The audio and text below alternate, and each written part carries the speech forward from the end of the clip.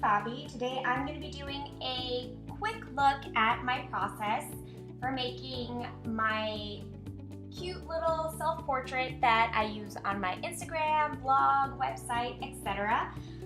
I did not do a time-lapse recording, so you won't be seeing that today, but I do have a lot of images that led up to the final piece, and I will talk to you a little bit about the different things that I do use. So hopefully it'll be helpful or interesting or whatever, and please feel free to critique the video so that I can give you guys a better video next time. So without further ado, let's get into it. So first of all, I am going to show you guys the first few sketches that I did before I got to the final one. So I usually draw so many sketches when I'm going to do something, because I usually don't have time to actually get to it until later. So right now I just have 3.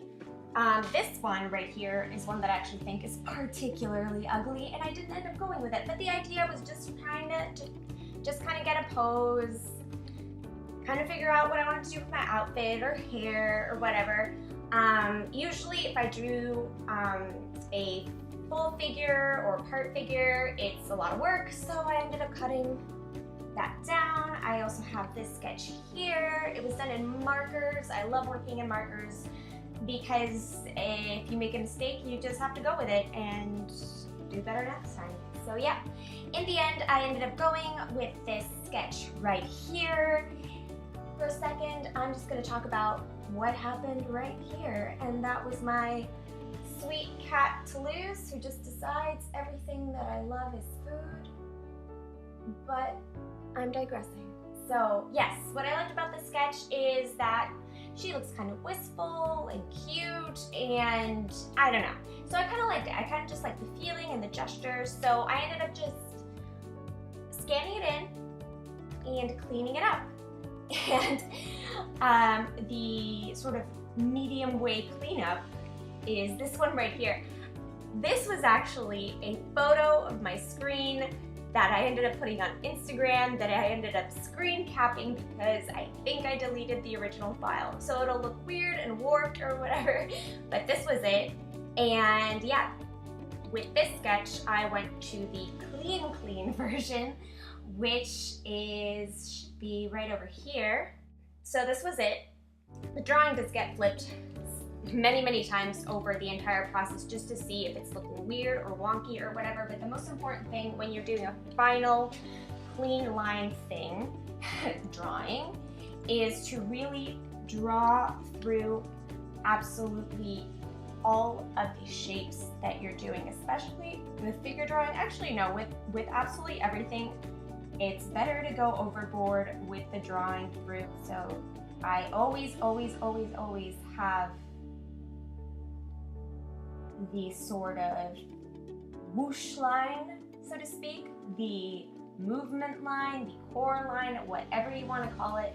It will basically be the backbone of your entire drawing. So it'll make sure that it has movement, fluidity, blah blah blah. It's great. And start with the core, the chest, the head. Make sure that the neck connects at the correct part of the nape, and it's flowing into the shoulders, bust line, eye line, nose line, mouth line, ears that go usually between the eye line and the nose line actually, but this is a caricature, it doesn't really matter. There are no rules. There are some rules to drawing, although most people say there are no rules for drawing, but I believe there are some rules, and those rules make things look nice. Alright, so moving on. After that, I lower the opacity of my finished pretty line work, and then I start, probably my least favorite part, which is putting in all the flat color.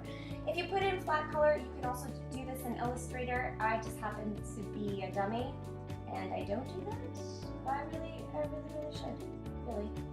And that's exactly what it sounds like. You are just filling in the separate elements in your drawing. And I like doing this when I have a lot of time and I'm being especially anal.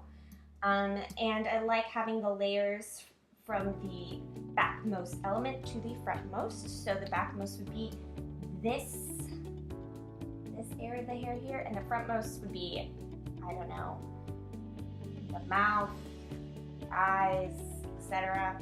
So I just use a few brushes when I'm doing this particular style. I use a basic tapered brush with the pen pressure on, and this is just, I mean, it's what I use for sketching. I still use it in some of the finishing elements, but it's very practical. I'm not fancy when it comes to brushes. I use my very favorite brush in the world, which at the moment I cannot share with you until I get permission because it was given to me by a friend. And tapered, it looks like this. And without the taper, which is how I use it a lot when I am coloring things in, it looks like this. And you know how you get that kind of gross grid when you're using a texture? I vary the size of the texture a lot when I'm coloring so that I don't get that. And you get more variety and it looks nice, etc., etc. And I do use a sort of blurred out brush for certain areas. And that's helpful to create just like soft lines. And all of these together give me enough interest so it doesn't look like I just used one texture, basically, so it looks more sophisticated and yeah, like you know what you're doing, which is what I always hope people think. I'm going to take off all of my rendered layers. So I usually just start with one color and I mask it out with all of the brushes and all the techniques that I like to use. Sometimes if I think edges are getting a little bit too hard, I will go into the mask layer of a shadow and I will Gaussian blur it. So right now I'm just gonna blur the cheek side just a little bit. It's fine, but I'm just gonna show you what it can do. So see, it blurs the whole thing out, which is not necessarily what you want, but it is really helpful if, for instance, you went a little bit too harsh with your shadowing, which is great. All right, so we're gonna go on to my next file, which is this one right here. As you see, it's been flipped and I've rendered out the eyes a little bit more. One of my favorite things to do is to play with clean edges, textured edges, blurred edges, a well-defined edge that gradiates out is also one of my favorite tools to get a little bit more dimension. When you're looking at skin, even with something as cartoonish as this, you can subtly play into a lot more nuances. Skin is probably one of the most nuanced things that you can work with. There are greens and blues and peaches and whites. But for this, I stuck to just a basic olive, a brighter, more saturated pink, terracottas, and this sort of baby pink eyeshadow. It just gives it a little bit more interest. Again, that's what you're trying to create with this level of sophistication, even with something that is supposed to be just more playful. And I did the same thing with the lips here. As you can see, this is a little bit more saturated right here as opposed to over here. And there is sort of a deeper, cooler red for the indentation for the parting of the lips. All right, and moving on to the next one. I think we make a huge jump. Okay, so I don't really have a middle portion for that, but I am going to explain a little bit how I got to this image over here, which is basically the top is done. The bottom is obviously the dress that is being considered.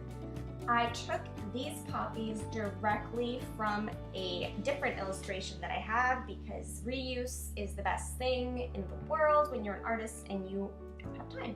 So foliage, the berries, everything was taken from a different image, and then I just rejudged them and warped them to make sure that they looked like they were actually sitting on my head. I did change up my hairstyle a little bit just to be a little bit fuller and funner, and it also gives it just a much more fun silhouette. And then I added little wispies for interest as well. And I did move around some of my features so that they looked a tiny bit more like me. I did have a photograph of myself next to me just to see if there was something that could make it look nicer. And then I went into the dress, and again, I just sketched it out really quick. And I had a few people give me some advice as to what color to do. I also wanted to do a necklace. I also rendered out my hair, and again you will see a technique that I love using where you will see a hard edge that gradiates out softly, and so it's just a nice play. Hard, soft, hard, soft. It's just, I like the way it looks. So. And again, you can see how I use my textured brush. So you'll see the texture is a little bit larger here, a little bit smaller over here, and it again keeps it from looking stamped. And I am also less tan in this picture because my sister said I look too tan in the other ones. And finally, I landed on this. And I added on all the little extra details, so I ended up adding just a bit of light in the eyes.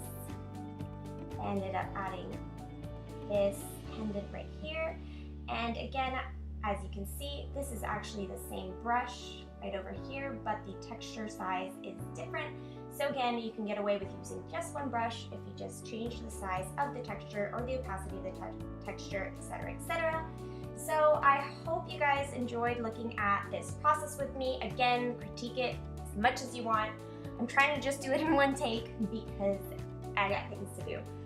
But if you enjoyed it, please give it a thumbs up and leave comments below or whatever. Thank you again so much for showing up and listening to this. Love you guys.